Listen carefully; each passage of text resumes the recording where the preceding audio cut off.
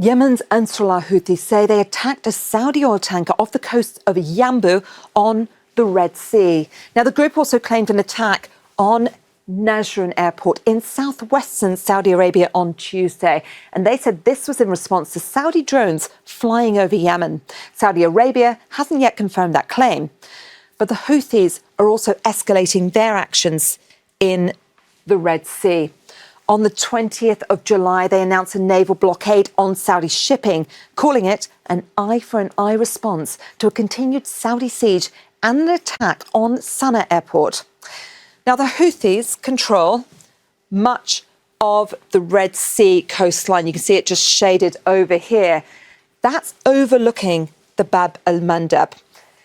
Now, this is a strait that also connects the Gulf of Aden with the Red Sea, and that's on the shores of Yemen, Djibouti, and also Eritrea. And at its narrowest point, this strait is only 29 kilometres wide. But with renewed threats, they may need to reshuffle the routes, usually bound to Asia via the Bab al-Mandab.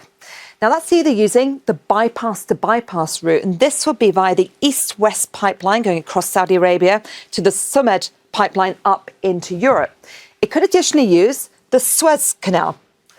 Now, it would have to rely going up through there on the Suez Max, and that's a medium-sized tanker. Now, these hold roughly half of the 2 million barrels of oil a Saudi tanker would usually carry. Now, this, we'll have a little look at the journey.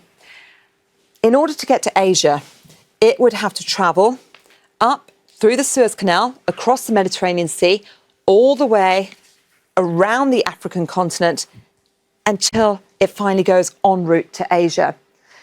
Now, Saudi oil makes up around 66% of cargo moving through the Bab al-Mandab. And with the Red Sea, it's also around 10 to 12% of global trade. Now, any disruption risks adding fresh pressure to global energy supplies.